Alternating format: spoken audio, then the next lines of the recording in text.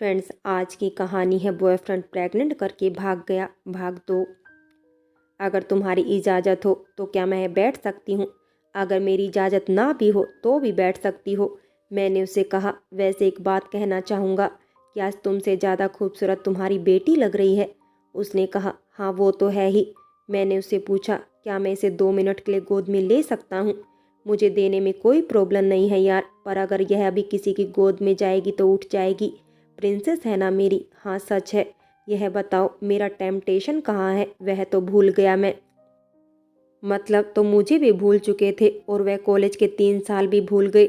हाँ शायद, पर तुम्हारे टेम्पटेशन ने याद दिला दिया। रवि तब तक हमारे खाने के लिए काफ़ी कुछ ले आया था। सवाल तो मेरे मन में भी थे काफ़ी, पर उसे पूछना नहीं चाह रहा था। मैंने उससे बस इतना ही पूछा, और क्या कर रही हो आजकल? उसने कहा, मैंने अपना ड्रीम पूरा कर लिया है, पता है। मैंने अपनी जॉब फर्म खोल ली है। मैंने कहा, ओ वाह ग्रेट। ये तो। कुछ देर शांत रहने के बाद मैंने उससे पूछा, कल क्या कर रही हो? कल लंच में मिलते हैं अगर फ्री हो तो। उसने कहा, यार कल थोड़ा कोर्ट का काम है। मैंने उससे पूछा, सब ठीक है ना? उसने कहा, अरे हाँ सब ठीक है, साक्षी का एडमिशन करवाना है ना, 3 साल की हो गई है। तो मैं इसके स्कूल गई थी तो पापा के कॉलम में मुझे इसके पापा का नाम लिखना था। अब वहाँ पर तो भगवान भी नहीं लिख सकती। तो उन्होंने कहा, मुझे सिंगल मदर का एक सर्टिफिकेट बनवाना होगा या एफिडेविट बनवा कर देना होगा। वही बनवाना है मुझे, और कल इसके लिए स्कूल की शॉपिंग भी करनी है। ठीक है, तो साक्षी नाम है इस प्रिंसेस का, बहुत प्यारा नाम है। उसने कहा, हाँ मैंने रखा है।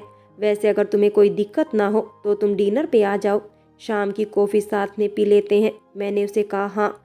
उसने कहा, चलो अब मैं निकलती हूँ सबसे मिलकर, क्योंकि इसे भी दर्द हो रहा होगा ना, बहुत देर से गोद में सोई है। मैंने कहा, मैं छोड़ देता हूँ। अरे नहीं, मैं अपनी कार लेकर आई हूँ और मुझे कार चलानी भी आती है, इतनी चिंता मत करो। मुझे तुम्हारी चिंता नहीं है, लोगों की है। क्या है कि तुम्हारे दाएं और बाएं में फ़र्क नहीं नज़र आता? उसने अपनी आंखों को बड़ा करके गुस्से में देखा और मुझे और ज़ोर से हंसी आ गई। उसने सबसे मुलाकात की और पार्किंग की तरफ जा ही रही थी कि मैं भी उसकी तरफ चल पड़ा। पता नहीं क्यों थोड़ी सी चिंता थी मुझे उसकी। वह अपनी कार पार्किंग से निकाल रही थी। उसने मुझे देखा, कार के शीशे से झांक कर और बोली, देखो मुझे चलाना आता है। मैंने कहा, अरे हाँ, मैं तो तुमसे तुम्हारा नंबर लेने आया था। तुमने कह तो दिया डिनर करेंगे साथ में या कॉफ़ी में आ जाना, पर ना तो तुमने अपना एड्रेस दिया और ना ही नंबर। उसने कहा, तुम कितने बुद्धू हो ना, लड़की से पहले उसका नंबर मांगना चाहिए। मैंने कहा, अब एक मूर्ख से मिला था ना, मेरा दिमाग भी काम करना बंद कर दिया। और उसने फिर से बड़ी बड़ी काली आंखों से मुझे घूर कर देखा। मैंने उसे देखकर मुस्कुरा दिया। हम दोनों ने अपने नंबर एक्सचेंज किए। उसके बाद वह अपने घर की तरफ निकल गई। नहीं पता क्यों मैंने चिल्लाकर कह दिया, घर पहुंचकर एक मैसेज कर देना। मुझे पता था उसने नहीं सुना। कुछ पन्ने अतीत के यही बिखरे हैं, कुछ धुंधले हैं, कुछ उजले हैं, कुछ काली रातें हैं तो कुछ सुनहरी सुबह है। यादें भी ऐसी ही होती हैं, कुछ रुला जाती है और कुछ हंसा जाती हैं। कुछ अपने बिछड़े हैं ज़िंदगी में तो कुछ बिछड़े मिले हैं ज़िंदगी में। हम अभी घर पहुंच चुके हैं। गुड नाइट, कल मिलते हैं। एक कविता और उसके घर के एड्रेस के साथ उसका मैसेज भी आया। दीक्षा के घर जाने के बाद मैं और रवि भी घर आ गए। आज रात न जाने क्यों वो नन्ही सी परी मेरी आंखों के सामने बार बार आ रही थी। शायद जो बेटी मुझसे मिलने से पहले विदा हो गई, उस परी को देखकर मैं सोच रहा था शायद वह भी ऐसी ही दिखती होगी। एक और बात थी जो मेरे दिमाग में चल रही थी। दीक्षा ने जो एड्रेस मुझे भेजा था वह एड्रेस वो नहीं था जहां मैं 10 साल पहले गया था। फिर मैंने यह सोचा, शायद वह लोग नए घर में शिफ्ट हो गए होंगे। यह सारी बातें सोचते सोचते कब मुझे नींद आ गई मुझे पता ही नहीं चला। आज सुबह उठकर जल्दी ऑफिस चला गया था। ऑफिस में मन ही नहीं लग रहा था। जैसे दीक्षा ने बताया था कि उसे आज कोर्ट जाना है और उसके बाद उसे साक्षी के एडमिशन के लिए स्कूल जाना है। मैंने सोचा कॉल करके कहूँ कि मैं भी आ जाता हूँ, शायद उसे थोड़ी हेल्प हो जाए। पर सोचा अगर उसने कोई डिसीज़न लिया है तो अकेले ही फेस करना होगा, और मैं सिर्फ आज ही तो उसका साथ दे पाऊंगा। मैं उसका जीवन भर साथ थोड़ी दे सकता हूँ। उसे इस बच्चे को सिंगल मदर बन के अगर पालना है तो उसे सारी चीज़ें अकेले ही सीखनी पड़ेगी, और वह कर भी लेगी, मुझे पता है। आज मैं सारे काम जल्दी जल्दी निपटा रहा था क्योंकि मुझे शाम को 5 बजे निकलना था, पर आज पता नहीं क्यों घड़ी में 5 ही नहीं बज रहे थे। अचानक 4:30 बजे दीक्षा का मैसेज आया, तुम आ रहे हो ना? हाँ बस थोड़ी देर में निकलूँगा। ओके, मैंने यह बताने के लिए मैसेज किया था। हम घर आ गए हैं, तुम जैसे ही फ्री हो आ जाना। हाँ 5:30 बजे तक मिलता हूँ। ओके ठीक 5:30 बजे मैं उसके घर के सामने था। उसके घर के सामने लगी नेम प्लेट में बड़े बड़े अक्षरों में साक्षी और दीक्षा लिखा हुआ था। मैं मेन गेट के पास पहुंचा। वहां देखा गार्डन में साक्षी किसी 4-5 साल की लड़की के साथ खेल रही थी। उसने मुझे देखा और प्यारी सी मुस्कान दी और जोर से चिल्लाई, मम्मा आपके फ्रेंड आ गए हैं। अंदर से दीक्षा की आवाज़ आई, हाँ बेबी आ रही हूँ। मैं 5 मिनट के लिए बाहर ही रुक गया। साक्षी के साथ थोड़ी बहुत बात की। उसने तोतली आवाज़ में अपनी सारी बातें बताई कि कल उसे स्कूल जाना है और स्कूल यूनिफॉर्म में ही जाना होगा, एक ही ड्रेस रोज़ पहनना होगा। स्कूल जाना तो समस्या नहीं थी उसके लिए, एक ड्रेस रोज़ पहनना शायद सच में बोरिंग था उसके लिए। मैंने उसके लिए लाया हुआ उसे चॉकलेट का पैकेट दिया। उसने अपनी तोतली सी आवाज़ में प्यारा सा थैंक यू बोलकर मेरे गाल पर किस कर दिया। साथ ही यह भी पूछ लिया, क्या मैं यह चॉकलेट मम्मा और अपनी फ्रेंड के साथ शेयर कर सकती हूँ। मैंने उसे मुस्कुरा कर कहा, नहीं इसे आप अकेले ही खाना। उसने कहा, नहीं मम्मा ने सिखाया है अपनी चॉकलेट शेयर करनी चाहिए।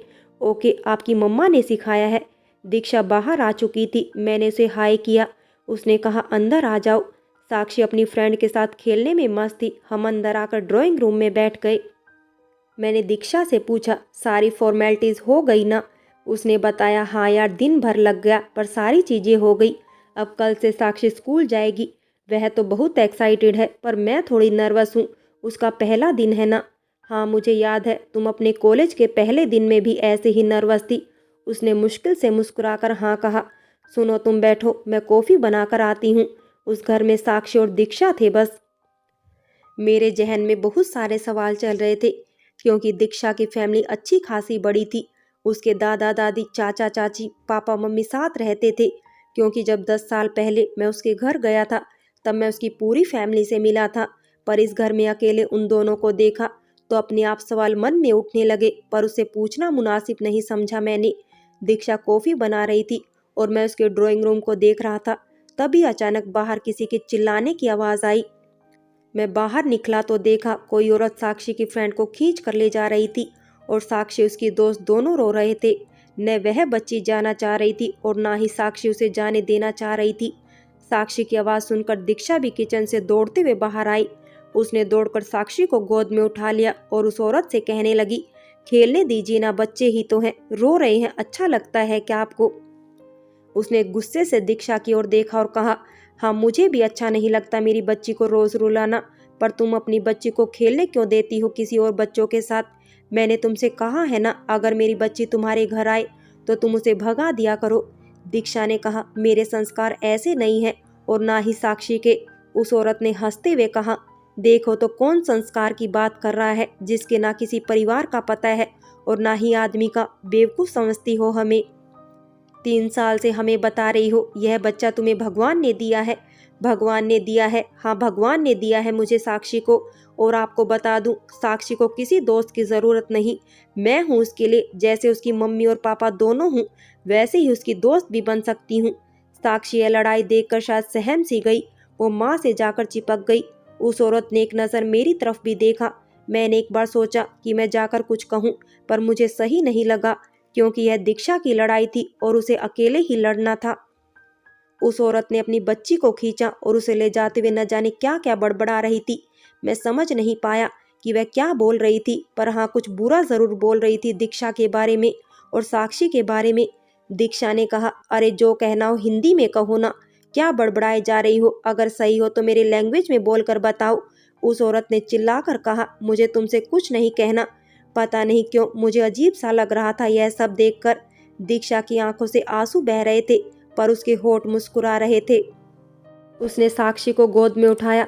साक्षी रो तो नहीं रही थी पर एकदम शांत थी, शायद डर गई थी वो। हम तीनों अंदर आ गए। उसने मुझे बैठने को कहा। मैंने पूछा, सब ठीक है ना। उसने कहा, यह तो रोज का है। उसे लगता है मुझे बंगाली समझ नहीं आती। मतलब तुम सब समझ रही थी वह क्या बोल रही थी। हाँ मुझे अच्छी तरह से समझ आ रहा था वह क्या कह रही थी। उसने अपनी बेटी से कहा, मैंने तुझे कब से कहा है ना कि इस गंदी बच्ची के साथ खेलने मत आना। इस लड़की के माँ बाप की खुद कोई खबर नहीं है और मुझे संस्कार सिखाने आई है। हर रोज़ कोई नया लड़का इसके घर पर आता है। फ्रेंड्स, बाकी की कहानी अगले भाग में देखें।